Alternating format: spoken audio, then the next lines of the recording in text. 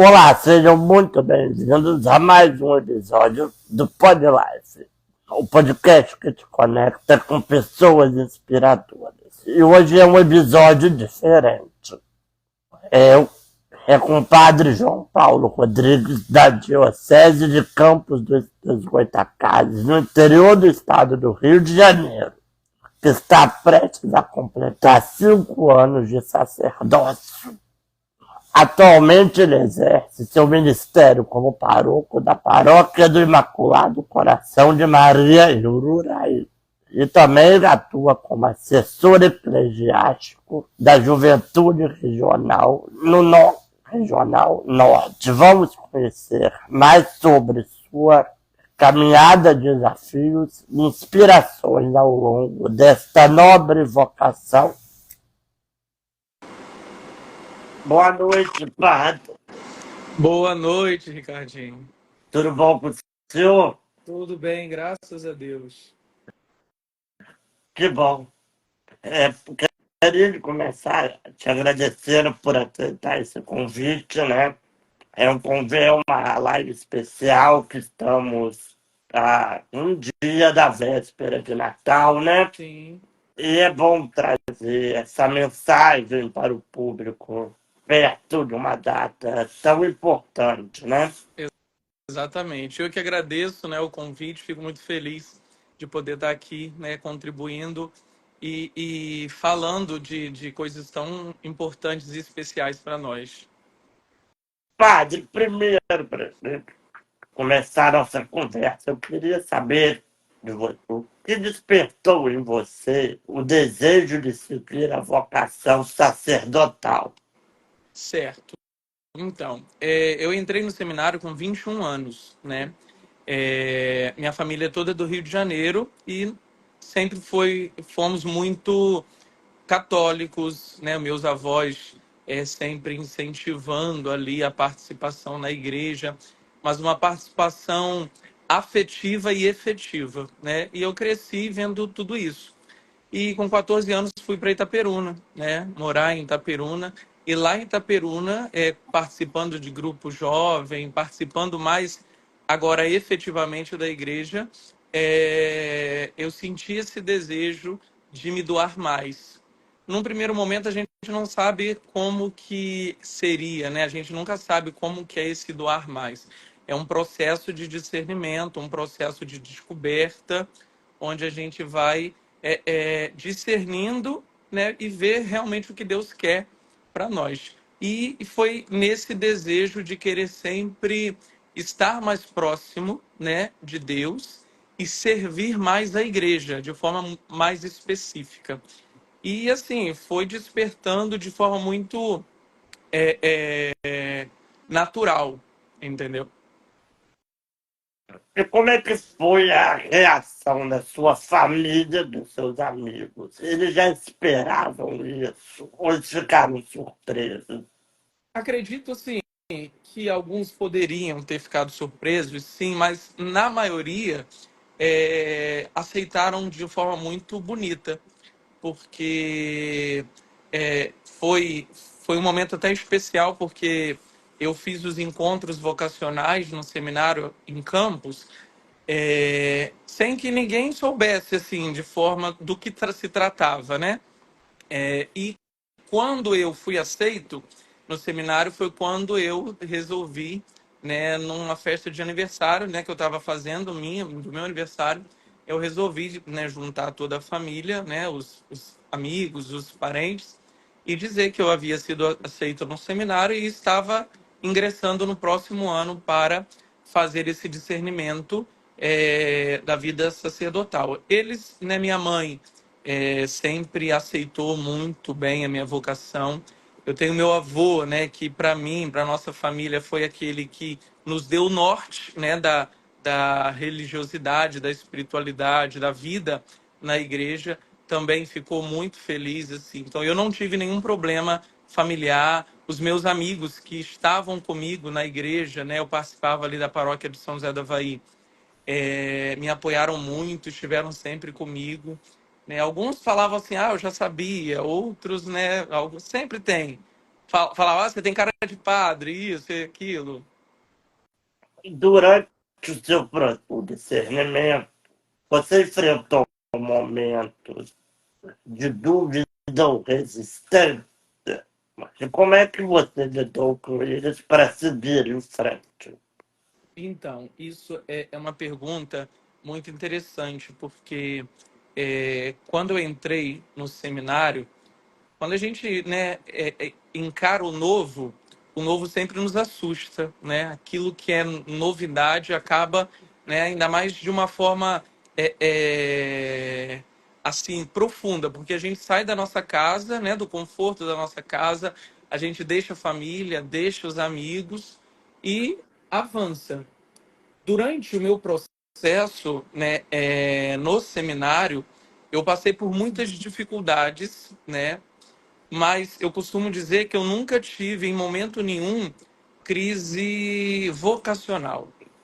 Eu acho que Deus sempre colocou e deixou muito claro no meu coração, de fato, a minha vocação, sabe? Você não E chegou assim, a ter nenhuma incerteza durante o caminho.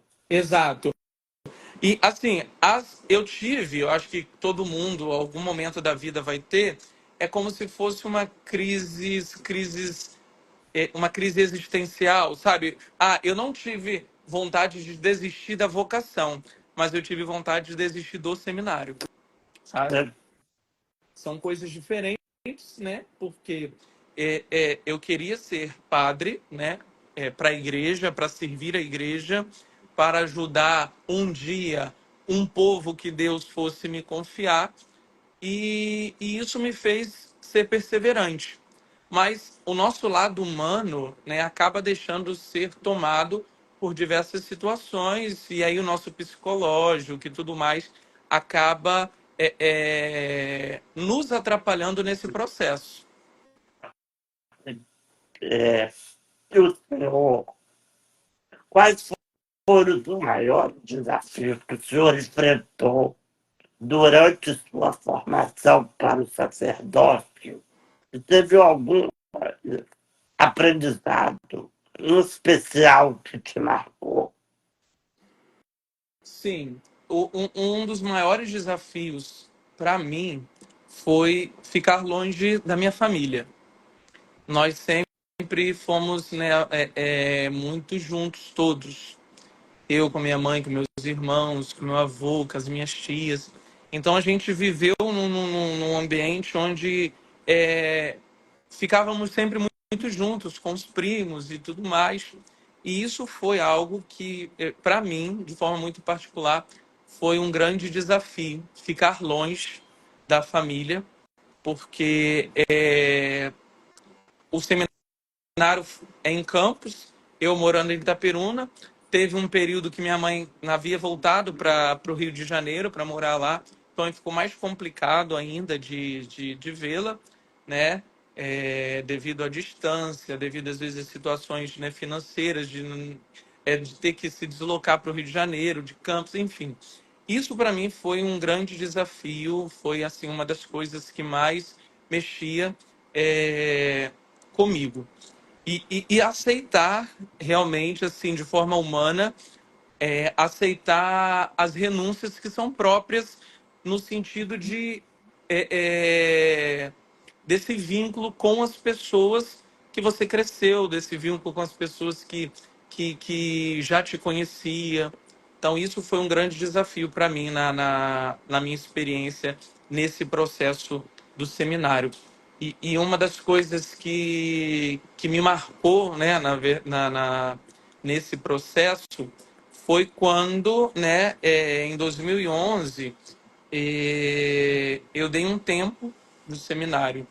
E, e a ausência do seminário me fez falta.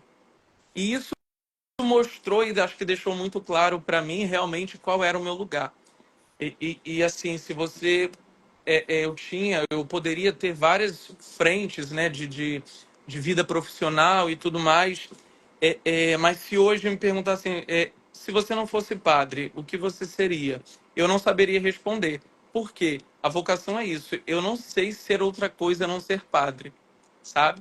apesar dos pecados, apesar de todos esses desafios que eu enfrentei ao longo do seminário, ao longo dos estudos, hoje, né, eu entendo que tudo aquilo que eu passei, todas as dificuldades, todos os desafios, me fizeram compreender e aprender, né, que, de fato, quando a gente vive aquilo que é a verdade na nossa vida, necessariamente a gente vai passar pela cruz, necessariamente a gente vai passar pela dor, porque é o exemplo, né, do próprio Jesus Cristo, que é o autor do nosso chamado.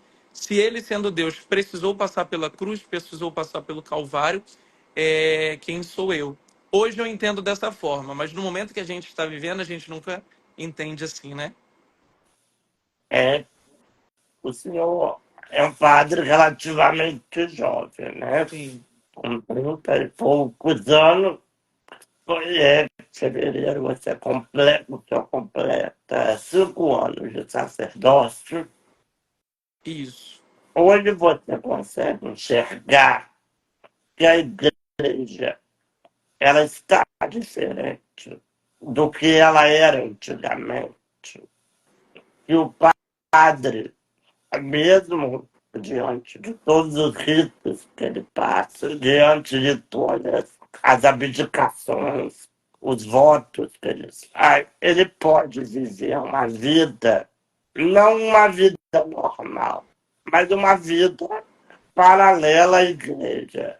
Eu vejo que o senhor hoje vive uma vida paralela à sua vocação como sacerdócio. Você Sim. acha que isso está mudando a cabeça das pessoas? Então, eu não diria uma vida paralela. Por quê? Uma vez que recebemos o sacramento, né, da ordem, nós, né, vamos nos configurar a Cristo sumo e eterno Uma sacerdote. vida, uma vida paralela, que eu quis dizer, é que ter uma rotina além Sim, do ah, sacerdócio. sim, exatamente.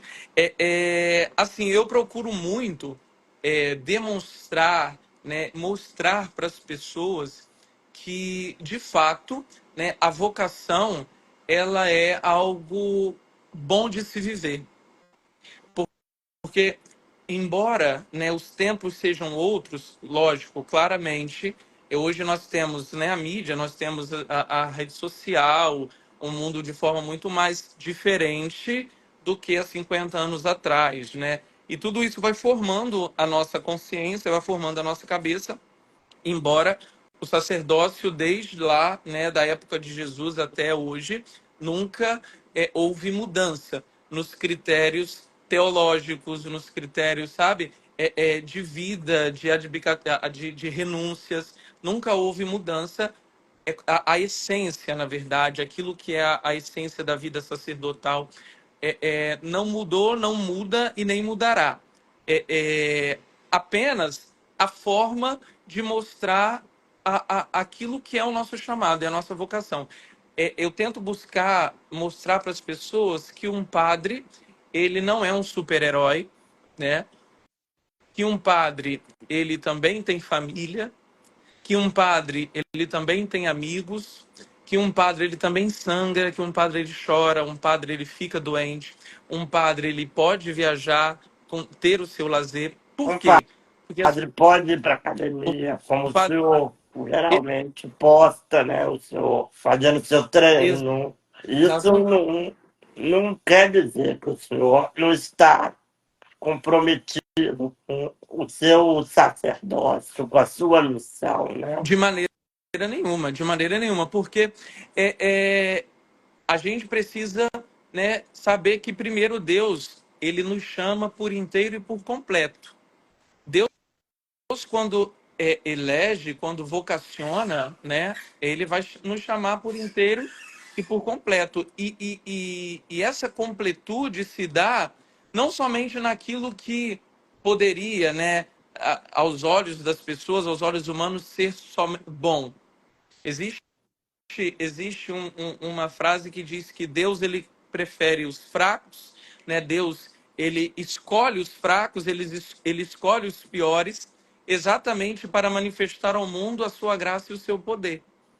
Então, eu, né, de forma muito particular, tento mostrar para as pessoas que me seguem, para os meus amigos, para a minha família, que ser padre não é um peso, que ser padre é uma vocação, né, da qual eu amo, apesar das minhas limitações humanas, e que eu preciso mostrar para as pessoas que o ser padre não me faz, né, ser infeliz ou me faz entender que eu tenho que ficar trancado dentro de uma casa, rezando 24 horas, saindo da minha casa e indo para a missa, saindo da missa, indo para atender confissão, e somente isso. Não. Lógico, com responsabilidade, sabendo quem você é, sabendo quem você representa, porque o padre é uma figura pública e ele deve ter consciência disso, né? E viver de uma forma leve. Eu acho que essa é a mensagem que muitas vezes eu tento passar para as pessoas e que realmente eu sei que assustam algumas.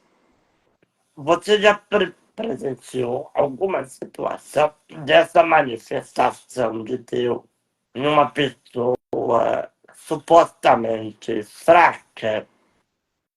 Você diz em relação a um padre, por exemplo? Não, numa pessoa qualquer um, que, que não seja padre, que frequente a igreja, mas por algum momento, por algum motivo, ela chegou a ter uma fraqueza espiritual, chegou por algum. Vou dar um exemplo para o senhor, Sim. de mim mesmo. Eu fui criado na Igreja Católica, Uhum. minha minha avó, minha tia sempre frequentavam a missa. Eu fiz primeira comunhão, eu fiz crisma.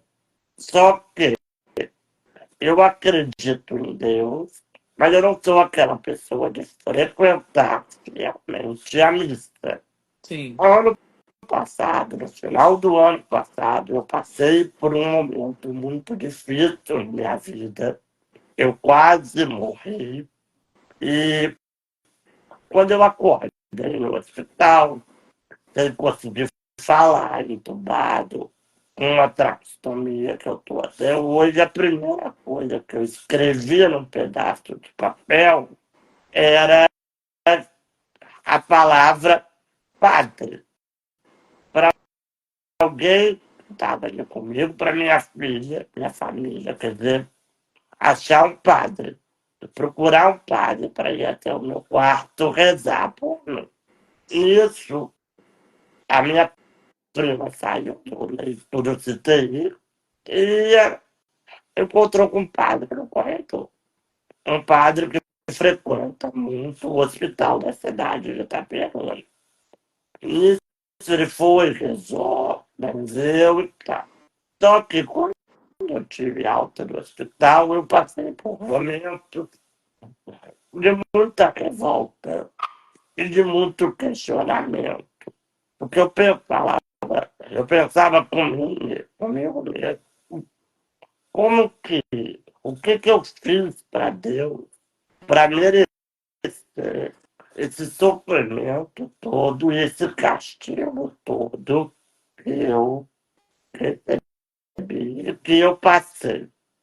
Alguns momentos eu confesso que eu cheguei a questionar a existência de um Deus, de algo maior, porque eu não entendia por que eu estava passando por aquilo, por qual motivo que eu estava passando por aquele sofrimento todo, entendeu? Sim.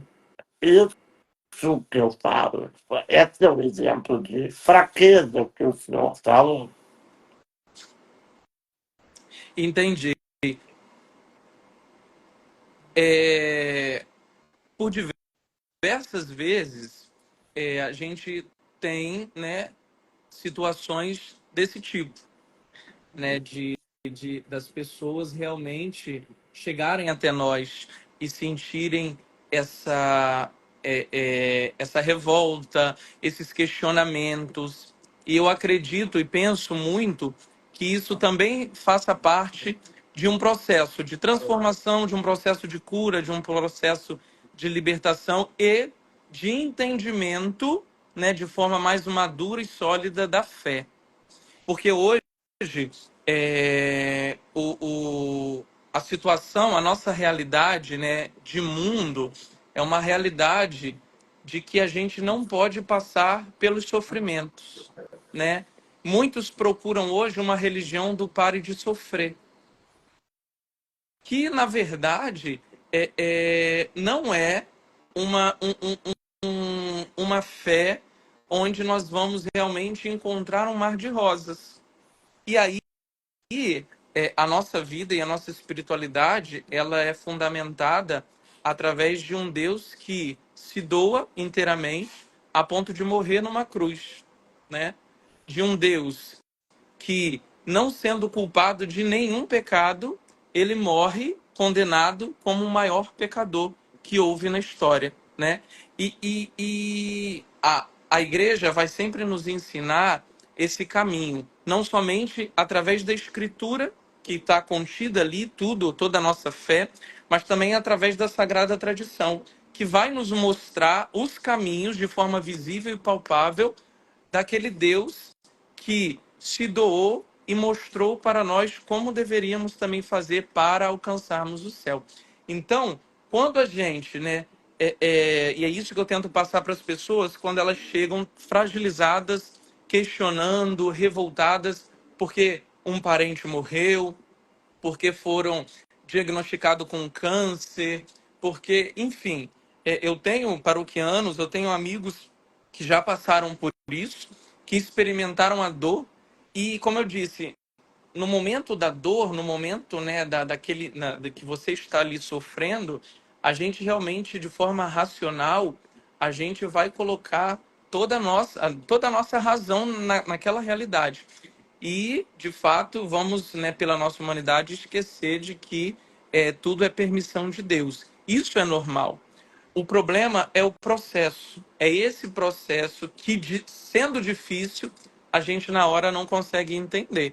E aí o nosso caminho é, né, como São Paulo nos ensina, se morremos com ele também nós ressuscitaremos. Então, assim, diversas vezes eu já encontrei com pessoas e encontro ainda hoje pessoas, né, tendo esse dilema de vida, sabe? Eu vou te dar a opinião do senhor. Por que as pessoas passam por determinados tipos de sofrimento? Você pensa que seriam provações que o ser humano tem que passar? Primeiro, a gente precisa descartar a ideia de castigo, né? Talvez a ideia de castigo seja uma ideia do Antigo Testamento, quando não aprofundado, na verdade, né? Deus não é um Deus castigador. E Jesus vem mostrar exatamente um rosto misericordioso de um Deus que é Pai, né? De um Deus que cuida dos seus e da humanidade. As provações, né, e os sofrimentos, eles existem exatamente para a gente, de uma vez por todas, entender e compreender que nós não somos nada. Por quê? Qual foi, né, o problema da humanidade? A soberba, o querer ser mais do que Deus. E existem hoje, né, até hoje, pessoas que não se abrem, né, a esse Deus maravilhoso por conta, né, desse grande pecado, da soberba, da autossuficiência. E o sofrimento, muitas vezes, ele quebra as nossas pernas, sabe? Ele quebra a nossa força humana para a gente entender assim, opa, peraí, eu não sou Deus da minha vida, eu não sou o suprassumo, eu preciso baixar minha bola, né, e entender aquilo que está à minha volta, de saber que eu sou uma criatura de Deus, um filho de Deus, amado por Deus, né? Onde eu vou experimentar a todo instante, apesar dos dores e sofrimentos, a sua misericórdia, o seu amor, o seu perdão. E aí é encarar o sofrimento e aquele processo como ensinamentos, como escadas, como caminhos, né? Santa Teresa d'Ávila tem um livro chamado Castelo Interior e ela vai apontando ali as sete moradas, como se fossem estágios para a gente alcançar. Quando a gente está nesse primeiro estágio, realmente é muito difícil de entender. Outro exemplo é São Paulo, quando ele fala, né, que quando nós somos crianças, nós nos alimentamos de papinha, né? A nossa introdução alimentar hoje, né, que os médicos pedem para fazer a introdução alimentar numa criança. Primeiro é o leite materno, depois de 6 meses começa aquela papinha, depois com o tempo vai tendo alimentos mais sólidos, começa ali, né, com um arrozinho, com feijão, com uma batata amassada, e vai tendo, assim é a nossa fé e assim é o processo da nossa vida mediante aos sofrimentos, né? Eles existem para nos fazer entender que nós não somos nada e que Deus ele precisa ser o centro da nossa vida. Isso, eu entendo que colocar isso, compreender isso de forma bonita, nós não vamos conseguir, né? Compreender isso de forma assim, eu entendo. Quem falar que entende, de fato não entende nada, porque até os próprios santos eles sofreram. Um exemplo muito interessante é Jesus no Horto das Oliveiras. O que Jesus diz? Pai, Jesus estava ali sofrendo, né?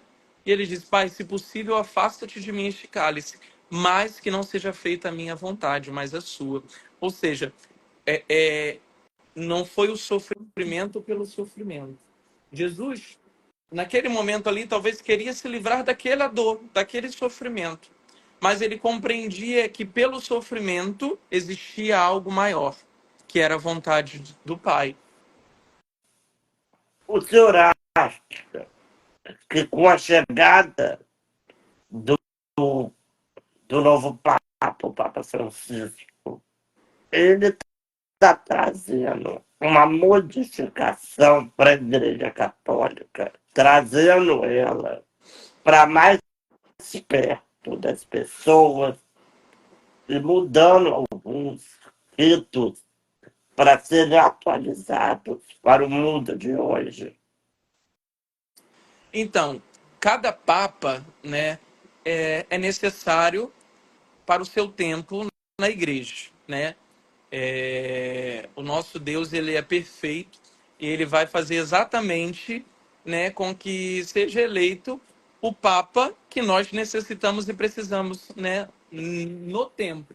É interessante a gente perceber o quanto, por exemplo, João Paulo II foi um Papa que trouxe uma realidade de igreja muito diferente do que Paulo VI, do que João 23 e todos os papas anteriores. João Paulo II foi, né, o primeiro papa a andar pelo mundo inteiro, né, levando a mensagem de paz, de amor, de perdão, de misericórdia. Isso foi importante para que a igreja pudesse acordar para os novos tempos, para o novo milênio, né? Se eu não me engano, foi esse o último, esse Papa que está atualmente, que ele renunciou a várias coisas materiais que eles tinham direito, né? Sim, sim. Ele preferiu se portar diante de uma realidade que é o dos fiéis dele. Sim, exatamente. E aí, como eu dizia, com Bento XVI, houve aquela realidade dos ritos, né, da teologia, da dogmática, daquilo de algo mais firme, conciso. Com Francisco entra, né, esse tempo que vivemos, da mídia, da rede social, de falar abertamente sobre Falar algum. sobre assuntos que Exato, muitas vezes, antigamente, eram empurrados para debaixo do tapete, né? exatamente. Tanto Então, é que a primeira coisa, eu estava até lendo um pronunciamento que o Papa fez em 2023, durante a Jornada Mundial da Juventude.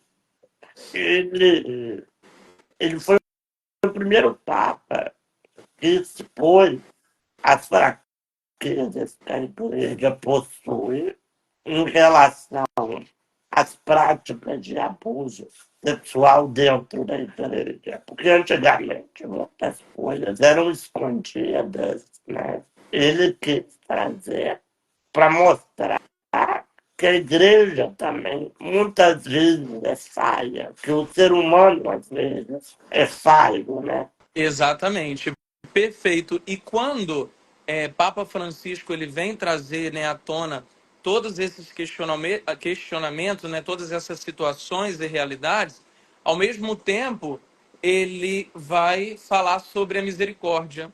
Ao mesmo tempo ele vai falar sobre esse poder da É um igreja. trecho que ele fala, a crise nos chama a uma purificação humilde e constante, partindo do grito angustiante das vítimas, que devem ser sempre acolhidas e ouvidas. Aí Exato. esperava-se que ele encontrasse, em particular com as vítimas, durante sua viagem em 2013, na Jornada Mundial da Juventude. Sim. Exatamente para nos mostrar essa, essa realidade de aproximação. João Paulo II, ele, né, de forma muito verdadeira, ele pede perdão pelos erros da igreja no passado, e aí a gente entende, né, não a instituição divina, mas, como você bem disse, por ser composta por homens, né, por pessoas que também têm as suas limitações e as suas fraquezas, e isso não quer dizer que não sejam vocacionados, né, não quer dizer, como eu disse, né, que não sejam eleitos de Deus, mas que têm as suas fraquezas e que vivemos, né, e acreditamos em um Deus que não é um Deus castigador, é um Deus que, como nos ensina a sua palavra, prefere que o pecador se converta do que morra, né? E, e isso faz com que a era de Francisco, né, esse tempo do Papa Francisco, de fato, seja um tempo onde a igreja, de forma mais afetiva, ela vai estar indo ao encontro das pessoas, vai estar indo ao encontro, né, dos marginalizados, dos que foram esquecidos. Eu vejo E isso é muito o Papa Francisco.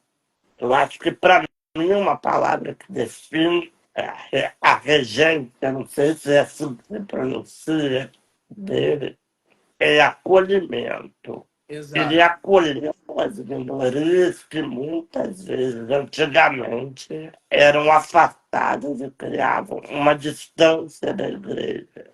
Ele acolheu as comunidades LGBT, ele acolheu as pessoas divorciadas, ele acolheu muitas vezes as pessoas que foram abusadas dentro da igreja. Ele mostrou a falha, mostrou que aquilo ali é errado. Ele mostrou que aquilo ali teria uma punição, não a punição de Deus, mas a Sim, punição da legislação humana. Né? da lei Ele não, civil. ele não quis empurrar aquela sujeira para debaixo do tapete, como vinha acontecendo há muitos anos atrás. Né? Exatamente é a igreja que Cristo quis, né? Quando Jesus, por exemplo, expulsa os vendilhões do templo, exatamente ele não estava simplesmente, né, expulsando aqueles homens dizendo que eles não poderiam estar no templo, mas a prática, né? a prática, aquilo que eles estavam fazendo, né, do templo, que é a da casa do Senhor, uma casa de comércio. E aí ele então expulsa os vendilhões do templo.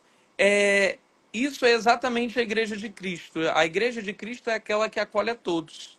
São Paulo vai nos ensinar o seguinte: fiz-me tudo com todos a fim de ganhar a todos. Sabendo da sua essência, sabendo do seu apostolado, né? E vivendo conforme aquilo que é a vontade de Deus. Jesus, ele fazia refeição com os pecadores. Jesus chamou para ser apóstolos pecadores públicos. Jesus transforma a vida de Zaqueu, chefe dos cobradores de impostos, né? E isso é lindo a gente perceber que, apesar de todas essas fraquezas humanas, né, a nossa igreja ela sempre permaneceu de pé, e a essência, né, que vem de Jesus Cristo, aquilo que aprendemos de Jesus através da sucessão apostólica, através da palavra de Deus e da tradição, ela não pode se perder. Se houve um tempo em que a igreja, nesse momento, né, por conta dessas situações humanas, se perdeu, como eu disse, Deus sempre vai suscitar papas, Deus sempre vai suscitar santos para mostrar a toda a humanidade que ele não dorme, que apesar, né, da barca ali estar agitada pelos ventos, Jesus continua dentro do barco, né? Ele pode talvez estar cochilando, como nos mostra a palavra, mas ele continua dentro do barco para estar nos dando o auxílio. Por isso que, em relação à era Francisco, era Bento XVI, João Paulo II, é muito bonito de ver que para cada tempo, né, existe um papa, existe um santo, existem pessoas que se levantam para mostrar que, de fato, a gente pode vencer, né, as barreiras humanas, que muitas vezes acabam nos atrapalhando, né, de sermos um exemplo 100%, eu diria, eficaz. Eficaz no sentido da nossa humanidade, que hoje, infelizmente, temos, né, as notícias que correm muito rápido, etc., essas coisas todas. Celebrar 5 anos de sacerdócio é um marco muito especial, né, cara? Com Como que certeza. você avalia essa trajetória até aqui? Então, foram 5 anos que eu diria bem desafiadores. Primeiro, começou nos meus primeiros meses de padre, né? Eu fui ordenado no dia 15 de fevereiro do ano de 2020. Um mês depois, houve o lockdown, começou a pandemia, aquela coisa toda. E assim, a gente estuda, a gente, né, faz filosofia, teologia, tem todo o processo de estudo que leva de 9 a 10 anos, 11 anos, enfim, dependendo da realidade, da situação. E a gente sonha em ter, né, na verdade, um povo para cuidar, né, de ter a nossa primeira missa, a primeira Semana Santa e tudo mais. Eu não tive, né? Eu fiz ali as minhas primeiras missas e a minha primeira Semana Santa foi celebrando para um celular. Foi um desafio muito grande, foi algo bem difícil, né, nesse sentido, mas que consegui viver, passei, né, fiquei 2 anos na catedral, na nossa igreja mãe, que é aqui em Campos, e depois vou fazer, né, fiz 3 anos, vou fazer 3 anos na atual paróquia onde estou, no Imaculado Coração de Maria, em Ururaí. Com uma realidade também difícil, né? Uma realidade com muitos desafios, mas eu avalio, com a graça de Deus, desafios que foram vencidos. Ao longo desse tempo, desses 5 anos, passei por problemas pessoais, né? Tive perdas familiares, pessoas que eram muito importantes para mim, pessoas que morreram na pandemia, tive problemas pessoais de saúde, né? Tive uma depressão, uma ansiedade, onde em meio aos afazeres, né? É, do próprio exercício sacerdotal, tive que também cuidar de mim. E às vezes as pessoas muitas vezes não entendem que o padre cuida de muitas pessoas, mas elas não entendem que as pessoas também elas precisam cuidar do padre, né? E isso é uma situação que muitos dos nossos, inclusive, muitos não, eu não digo muitos, eu digo a minoria, inclusive não entendem, né? Não entendem que padre ele precisa ter amigos, que padre precisa ter famílias que o acolha, porque primeiro ele, né, deixa a sua família para cuidar de outras. E às vezes, nesses 5 anos, o desafio mais foi exatamente esse. Mas com a graça de Deus, nessa avaliação, eu consigo avaliar de que consegui vencer até aqui. Até aqui o Senhor me ajudou. Padre, falando sobre perdas, como o senhor lida com o luto? Então, de forma muito particular, eu tento me mostrar muito forte, né? Eu acho que isso é próprio, eu não sei é, se os meus outros amigos padres eles poderiam partilhar da mesma realidade. Mas, tipo assim, eu tento muito me fazer firme porque as outras pessoas, os meus familiares, vão querer olhar para mim e ver firmeza, sabe? E aprendi de forma muito dura lidar com essa situação do luto.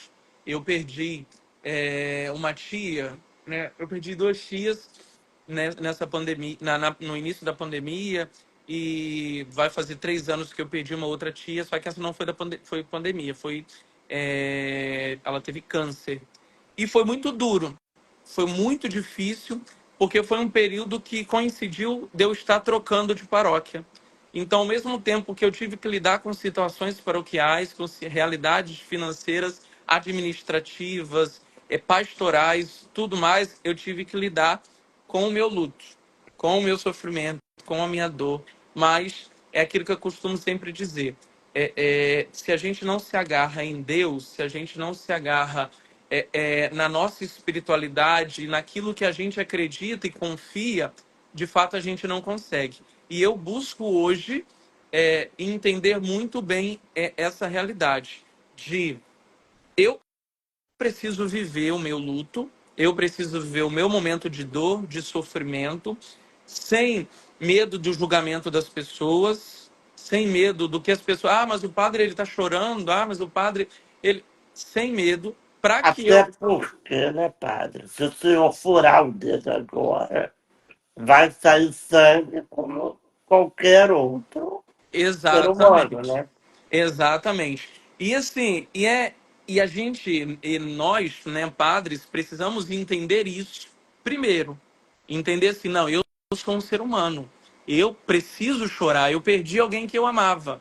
Eu perdi, então eu preciso chorar, eu preciso gritar. E isso é bom, porque você, quando vive, você consegue depois ajudar pessoas vivendo a mesma realidade. Eu passei, como eu te disse, né, pela depressão, faço terapia até hoje, vivo um tratamento de ansiedade, e isso, durante um tempo, talvez teria sido para mim um bicho de sete cabeças, de falar, meu Deus, por que que eu com missa todos os dias, por que que eu rezando todos os dias vivo e passo vivi e passei por isso. O senhor fala que o senhor teve depressão, teve ansiedade, que faz terapia. Como que foi passar por isso tudo, por esses momentos todos, de ter que procurar ajuda psicológica e ainda sem ter que ficar à frente de uma igreja, ter o seu compromisso ainda com Deus, com a missão que o Senhor quis para a sua vida? Como é que foi passar por isso tudo? Então, como eu disse, né? É, foi uma situação bem dolorosa, porque num primeiro momento a gente quer ser o salvador da pátria, né? Num primeiro momento, a gente não quer admitir que nós precisamos de ajuda, que nós precisamos gritar. E com a graça de Deus, eu, de forma muito particular, tive a oportunidade de receber de Deus pessoas que foram importantíssimas na minha caminhada sacerdotal, de pessoas que realmente me ajudaram nesse processo, né, de entender assim, padre, o senhor não está bem, a gente precisa procurar uma ajuda médica, a gente precisa correr atrás. E por quê? Exatamente porque eu não poderia, né, de forma alguma, abandonar aquilo que era a minha vocação, o meu compromisso com as pessoas, com o povo, no mesmo sentimento de Cristo Jesus, de dizer para ele assim, Pai, se for possível, afasta-te de mim este cálice, mas que não seja feita a minha vontade, mas a sua. E se eu tiver que passar por esse processo, se eu tiver que dizer para as pessoas que eu tenho depressão, ansiedade, se eu tiver que dizer para as pessoas que eu tive que passar por um psiquiatra, que eu tenho que tomar remédio todos os dias, eu vou dizer, porque isso faz com que a gente compreenda que nós também, que ajudamos a curar as feridas de tantas pessoas, precisamos também de pessoas para ajudar a curar as nossas feridas. Isso faz até com que o senhor se aproxime cada vez mais daqueles que frequentam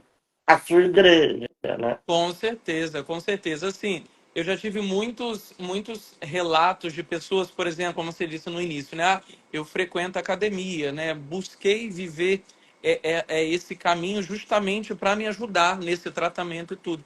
E às vezes a gente escuta relatos, ah, padre, é muito bom ver o senhor na academia porque me ajudou, me incentivou a estar também a cuidar da minha saúde. Então, nós temos essa visibilidade e com certeza ajuda aquelas pessoas que querem realmente, né, uma transformação de vida, uma mudança. Você falou da academia agora, queria até fazer uma brincadeira. Assim, as pessoas devem encontrar com o senhor na academia, que a primeira pensar assim. Eu acho que eu vou aproveitar que eu estou aqui, eu vou aproveitar para confessar com o Ah, padre. com certeza. Já, Já que ele já está aqui, exa vamos poupar o tempo, né? exatamente. A gente andar com uma placa, assim, o padre está no seu momento de cuidado pessoal. É. Mas assim, as pessoas não vão entender isso. E realmente já houve, sabe? Já houve isso. Mas aí eu tenho muito assim comigo. Eu sei que eu sou padre 24 horas, né? Como eu disse no início, né? Não tem como a gente separar o João Paulo do padre João Paulo, sabe? Mas embora isso, né, seja algo muito consciente, eu o meu momento de estar ali cuidando da minha saúde é o meu momento, sabe? É o Você momento quer que confessar, você vai depois. Você vai depois lá na igreja, que eu vou te exatamente. receber. Você quer confessar, você vai na igreja porque lá é o lugar de você Na confessar. academia não é horário de confessar, não. Não, não. Na academia você tem que puxar peso mesmo. Exatamente. Padre, o que o senhor acha sobre muitos filmes de terror que têm saído ultimamente, que abordam o exorcismo dentro da igreja? O que muitas das vezes a gente sabe que o exorcismo é o padre que tem que ser capacitado para aquilo, Exato. e que não é qualquer um que pode fazer aquele ritual e que até o Vaticano não tem dado mais cursos sobre esse ritual, né? Sim. Mas o que o senhor acha? Qual a sua opinião sobre esses filmes? Então, o ministério, né, é um ministério, o exorcismo, que foi dado exclusivamente aos apóstolos. que no caso para nós são os bispos que são sucessores dos apóstolos. Eles, por excelência, eles são exorcistas. Por isso, como você disse, né? Para um padre se tornar exorcista, ele precisa ter, né, o aval da igreja, a autorização da igreja através do seu bispo e fazer esse curso, né, se especializar e tudo mais. É, hoje, né, se criou uma mentalidade muito histérica dessa situação de possessão, né, de ação demoníaca, e que infelizmente, né, nesses filmes atuais tem se relatado muitas situações que acabam sendo não verídicas e aí acabam Eu, assustando as eu pessoas. lembro até de um padre que deu uma entrevista uma vez, ele já morreu, tem um tempo. E ele era habilitado para fazer o rito do exorcismo, Sim, mas ele falou que era uma coisa muito perigosa, porque tem uma linha muito tênue entre a pessoa achar que é uma possessão e ser uma doença psiquiátrica.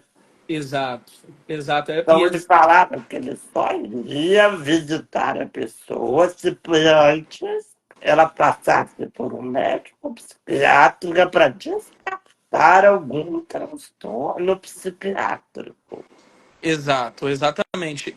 E com o crescimento, né, da mídia, das coisas, né, que a gente vê realmente que na maioria das vezes é só uma histeria e se torna coletiva, porque isso vai sendo incutido na cabeça das pessoas, eles vão vendo esses filmes, os jovens, as crianças vão vendo essa demanda, né, de conteúdo e aí vão agindo de forma psicológica, né, no inconsciente, acabam. O senhor já teve a oportunidade de conhecer algum padre que foi habilitado para fazer o exorcismo? Sim, sim. Na verdade, assim, cada diocese deveria ter pelo menos um padre habilitado, né, para o exorcismo. Na nossa diocese, durante um tempo, houve o padre Gervásio, que é de lá de do Muriaé, inclusive. Hoje nós temos o Frei Francisco, também, que é autorizado pela igreja, ele é autorizado, né, pelo bispo, tem o preparo e tudo mais para exercer esse ministério. Nesse caso do exorcismo, no caso de possessão e tudo mais. E o senhor já teve a oportunidade de ver um processo desse? Não, não porque é como você mesmo disse, né? É algo muito criterioso, sigiloso, sabe? Para acontecer de forma muito segura, né? E de acordo como manda a igreja, né? Eu, assim, falei de filme, mas se tem um filme que eu detesto, é filme de terror. Eu Ah, detesto filme de terror. Ainda mais quando fala que é baseado em fatos reais. Aí aí que eu não assisto isso. Para o senhor ter uma ideia, eu não tenho coragem nem de passar na programação quando está passando o exorcista. assim, acaba impressionando muito, né? Alguns eu já vi, outros realmente a gente vê são situações muito que não são verídicas e acaba não te trazendo nada. E realmente quando são baseados em fatos reais assim, acaba realmente impressionando, né? Pablo, vou te fazer uma outra pergunta. Os jovens hoje têm uma cultura muito diferente dos antigos, né, dos nossos avós e tal. Sim, Os jovens hoje gostam de filmes de ficção, gostam de filmes de franquia como Harry Potter, Senhor dos Anéis. A igreja vê isso como uma afronta à igreja, ver filmes relacionados à bruxaria, mesmo sendo uma bruxaria, sei que não tenha uma bruxaria maldosa, má, como os filmes de terror têm. entendi. Assim, a igreja ela vai ser sempre muito sábia nos seus ensinamentos, sabe? Como uma mãe, né, que mostra para o seu filho o caminho, sabe? Olha, você. E eu penso muito, acredito muito que a gente precisa viver, né, nesse mundo usando daquilo que passa, mas para vislumbrar aquilo que não passa. Ou seja, embora seja às vezes um filme, como você disse, de bruxaria, etc, etc, eu preciso nessa formação de consciência, lógico, vai depender, como eu disse, da formação, vai depender de como aquele jovem ele é estruturado mentalmente, psicologicamente, vai depender disso. Então, o fato de você assistir, e aí a igreja vai nos mostrar exatamente isso, não significa que você vai aderir àquilo, ou, não, ou também não significa que você está sendo um apóstata, que você está, né, negando a sua fé. Não. O fato é você tomar consciência de quem você é, daquilo que você sabe, né, e escolher o caminho. Em Deuteronômio vai dizer exatamente isso. Existe o caminho da bênção ou da maldição. Existe o caminho da morte ou da vida. E a igreja vai nos ensinar, escolhe, pois, o da vida. Não o senhor falou, não é um filme, um livro que vai fazer te influenciar, levar para um caminho ruim, né? Não, logicamente que não. Porque muitas das vezes as pessoas falam, padre, ai, o meu filho, ele é ruim, ele mata, porque ele foi influenciado pela televisão. A televisão levou ele para esse caminho. Os jogos violentos levou ele para aquele caminho. Os filmes mostrando, às vezes, o tráfico, a droga, levou meu filho para o caminho da droga. Não, na minha visão, eu acho que aquilo ali é uma escolha da pessoa. Exatamente, porque a gente poderia pensar também numa família de dois irmãos que um vai para um caminho errado e outro não, mas tiveram a mesma criação. Eu acho que a situação toda é naquele processo, enquanto criança, da formação do caráter, da formação da personalidade. Na verdade, meu padre, a maioria das pessoas tem a mania de culpar as outras coisas pela escolha dos Exatamente. outros, né? Exato. E isso é realmente muito mais fácil, né? Você culpar as situações, você culpar uma realidade de vida, né? Na qual você escolheu estar, você escolheu viver. Então, como você disse, de fato, tudo é fruto da sua escolha, né? E Fruto do, né? Deus deu pra gente o livre-arbítrio, né? A gente Exato. faz Aí, da nossa vida aquilo que a gente quer. Se exato, ele não quisesse, se o ser humano fosse livre para fazer as suas escolhas, ele não tinha dado o livre-arbítrio para o ser humano. com certeza. E é aquela história, né? Que você vai viver e escolher de acordo, né, não com o ambiente, mas com aquilo que você tem consciência de que é bom. E aí, igual as pessoas falam assim, mas a internet foi criação do diabo. Primeiro, o diabo não tem poder de criar, né? Ele não é o criador, né? Deus deu a inteligência ao homem, Deus deu, né, a força de vontade do homem de descobrir tantas coisas que a gente, né, tem hoje e que, na verdade, é a humanidade que usa de forma errada. É o que a gente reza na oração coleta, né, na liturgia da missa. Que a gente vive nesse mundo mergulhado, sim, naquelas coisas que passam, que a gente precisa hoje. Hoje, no mundo, a gente precisa de dinheiro para comer. Hoje, a gente precisa de uma academia para cuidar da saúde. Hoje, a gente precisa de tantas coisas. Só que tudo isso um dia vai acabar. Mas por que eu preciso viver isso hoje? Vislumbrando aquelas que não vão passar, que é a eternidade. Então a internet não é coisa ruim. Somos nós que muitas A vezes não escolha que sabemos a usar. pessoa faz do uso dela que faz ela se tornar ruim, né? Exatamente, exatamente. Veja o que hoje nós estamos fazendo aqui, usando da internet, né? Se comunicando para falar coisas boas. Por exemplo, na pandemia, usaram a internet para celebrar missas, Com certeza. né?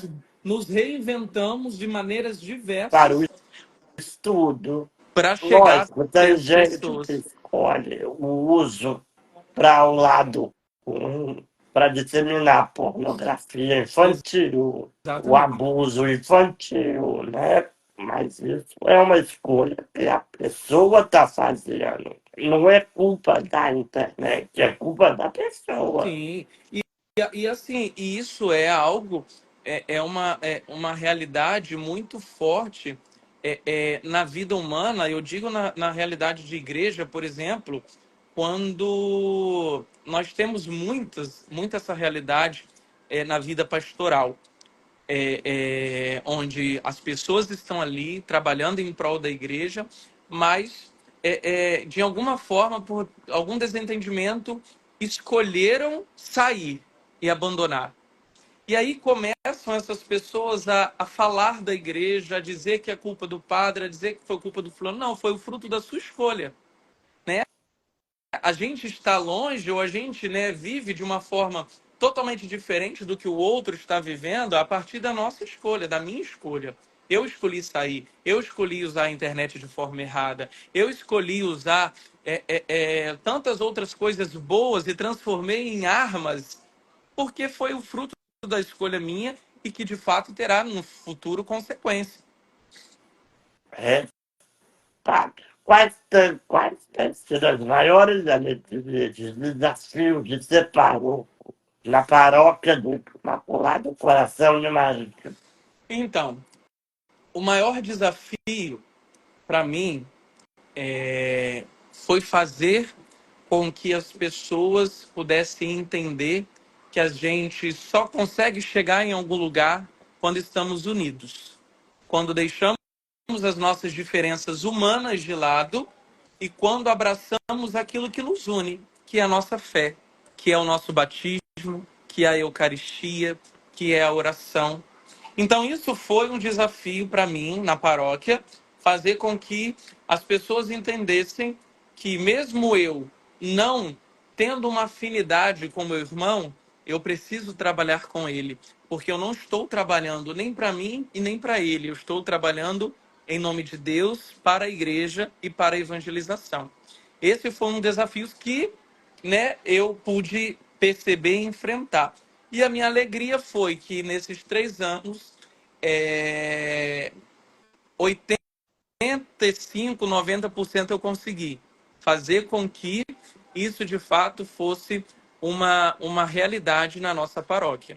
Como Hoje, que o senhor percebe a conexão entre a comunidade que o Ururaí e a igreja? E o que torna essa relação especial e única? exatamente através, né, do trabalho de construção de uma comunidade igreja. Porque quando a gente, né, fala de igreja, a gente precisa entender que é a reunião de fiéis que tem o mesmo sentimento de Cristo Jesus. E assim, essa relação, né, da comunidade de Ururaí, uma comunidade que é, né, dentro da realidade social, uma comunidade periférica, uma comunidade, né, com recursos financeiros muito diferentes de outras comunidades, de outras paróquias, mas que mesmo assim conseguem, com o trabalho, né, e aí, como eu falei, com esse trabalho de unidade, conseguem obter resultados. Hoje, a gente, né, vai fazer 3 anos que eu estou lá. Nós já construímos salas de catequese, nós já construímos banheiros. Eu digo de forma muito de coisas físicas, né? Mas eu tenho certeza que ao longo desses 3 anos a gente conseguiu reestruturar e construir muitas famílias, as que queriam ser reconstruídas, as que queriam ser transformadas, né?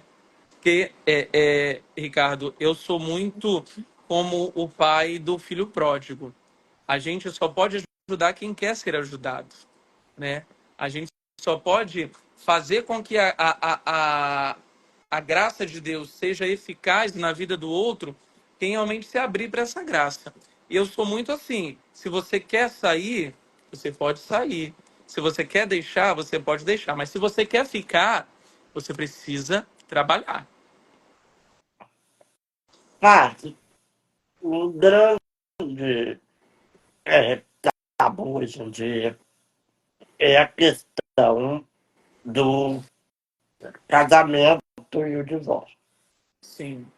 O senhor acha que aquela mulher, que muitas das vezes está sofrendo no casamento, que o marido muitas das vezes é um abusador, não seja, ou seja, físico, psicológico ou sexual, e ela decide se separar. Às vezes, os membros da igreja, ela tem medo do julgamento dos membros da igreja, deles virarem as costas para ela, porque ela optou por se divorciar do marido.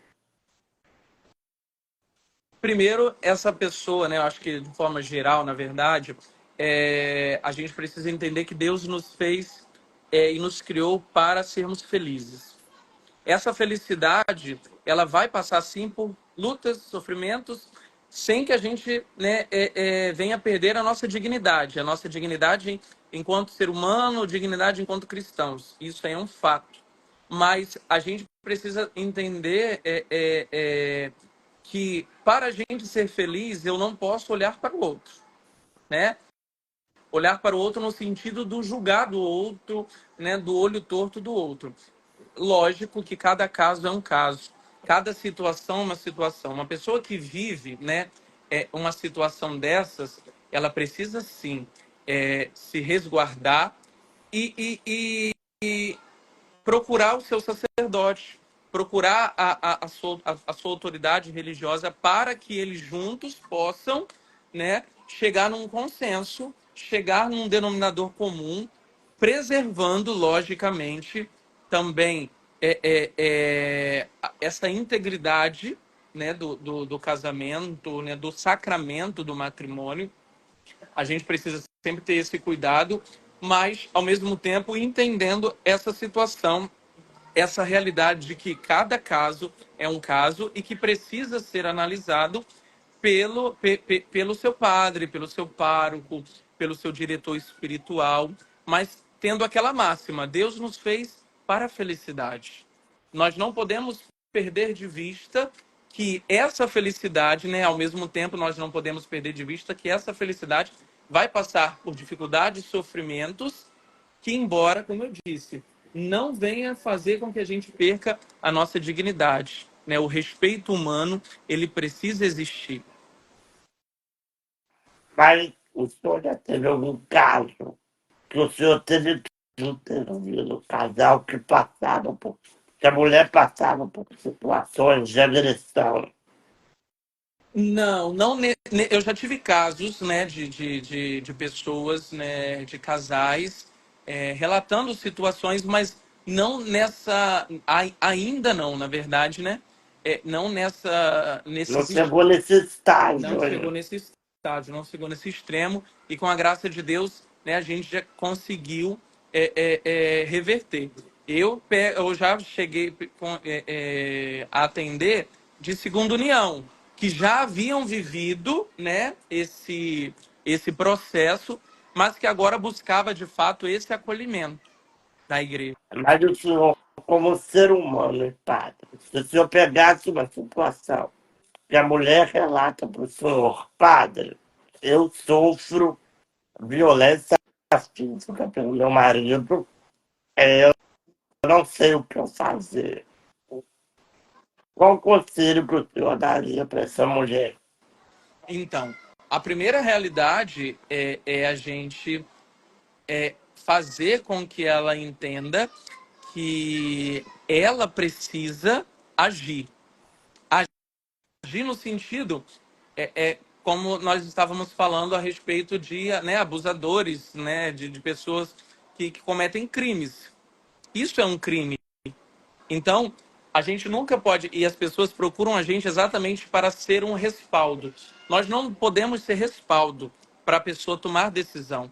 A gente precisa dizer, olha, isso aí é um crime.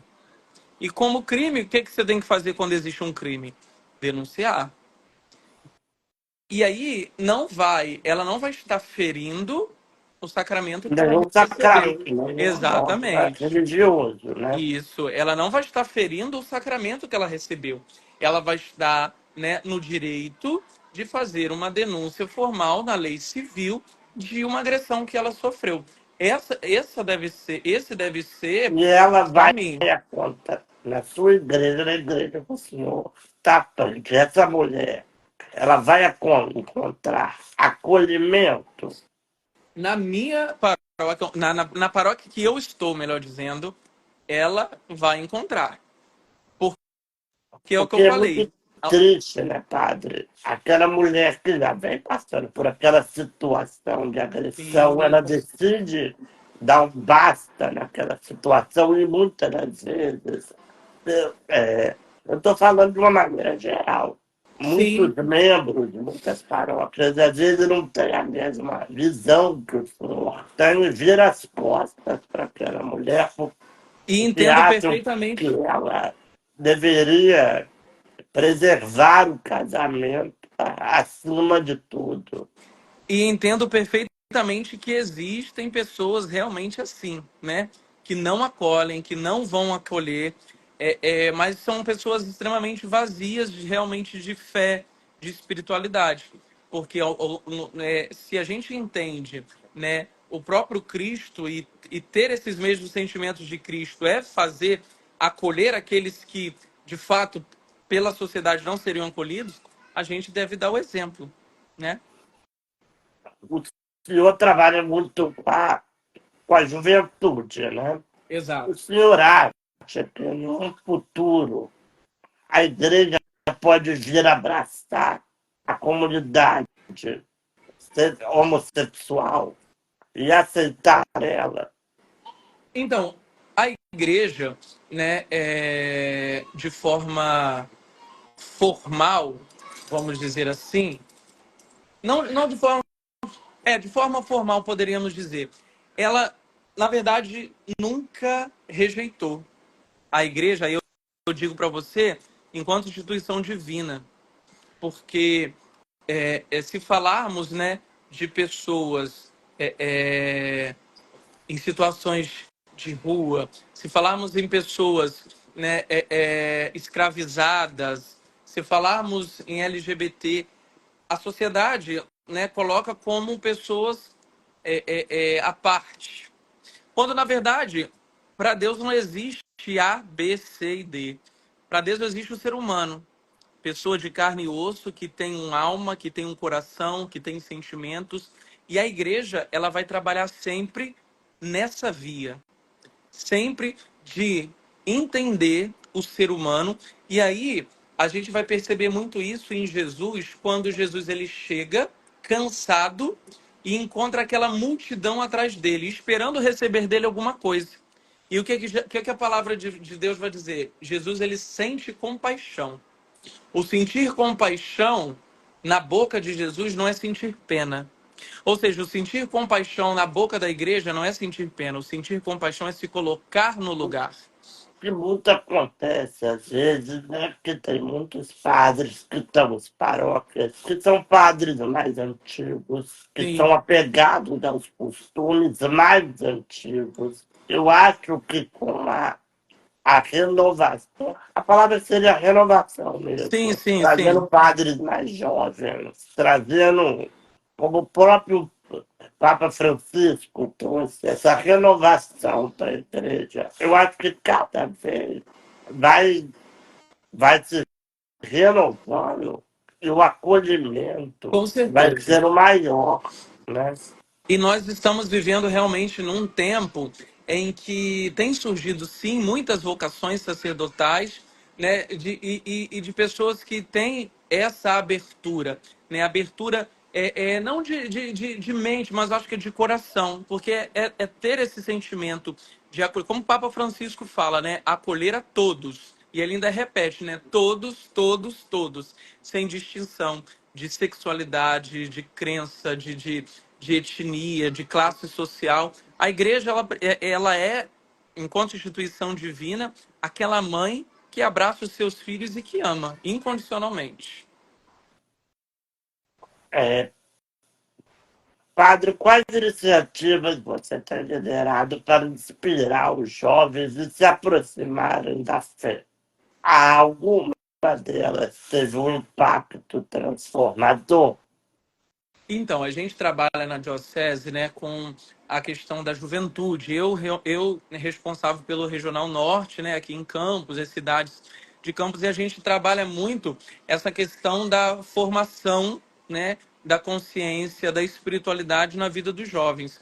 E os momentos fortes onde nós estamos unidos, né, e reunidos, são os momentos de encontro que nós fizemos, por exemplo, no ano passado, esse ano, né, em outubro, o DNJ, que é o Dia Nacional da Juventude, onde é um dia inteiro, onde a gente, né, traz pregações, Santa Missa, adoração, show, fazendo com que os jovens se interajam, né, e tenham essa troca de experiência, porque cada cidade do nosso regional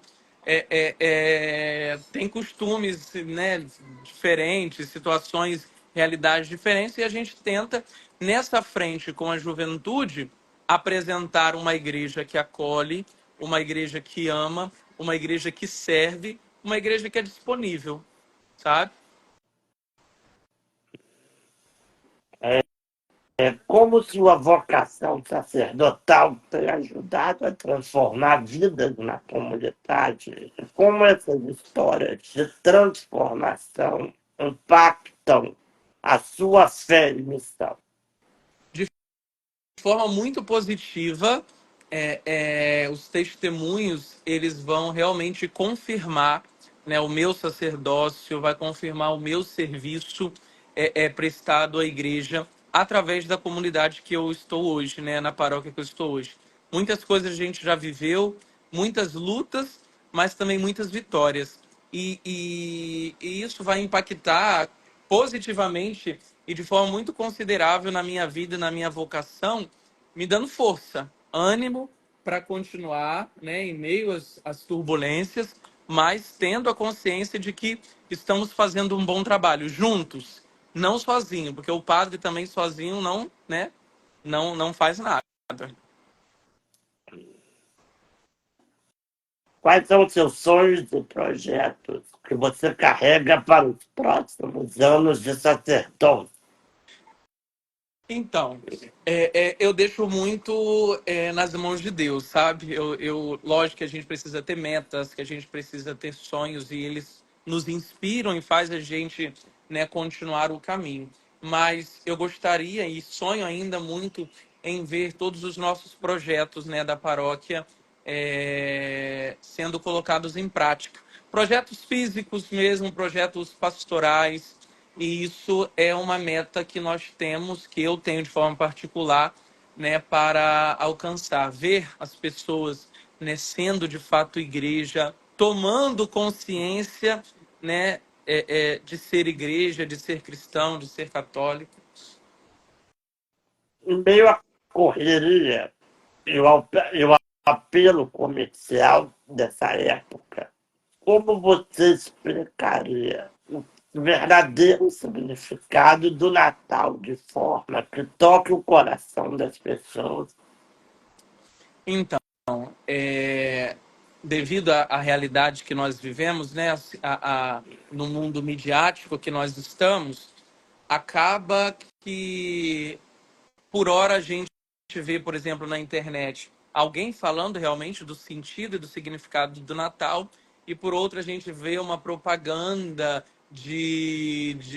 né, de questões natalinas e tudo mais, de presente, e esquecemos, né, daquilo que realmente simboliza, né, e significa o Natal. Então, para as pessoas, né, que estão nos assistindo e para todos, a gente deveria compreender, né, que o Natal ele nos faz, né, faz a gente viver e reviver o momento da encarnação, né, fazer memória desse grande acontecimento na história que foi a encarnação, ou seja, a primeira vinda de Jesus, e nos preparar para a segunda.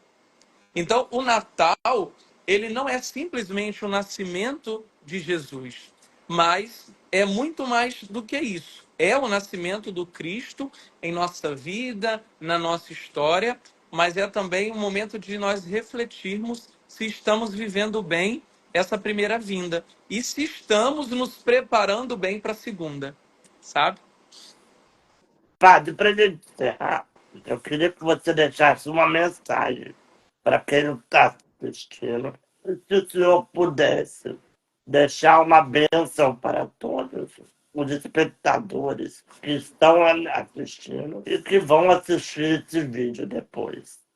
Com certeza. Então, primeiro eu quero agradecer mais uma vez, né, a oportunidade de estarmos aqui falando da minha história, né, da minha vocação, falando da igreja, que é a minha paixão, meu amor, que eu sou muito feliz sendo padre, sou muito feliz na minha vocação, no meu chamado, e dizer que, como cristãos, independente da nossa crença, independente da nossa denominação, a gente precisa viver o amor, né?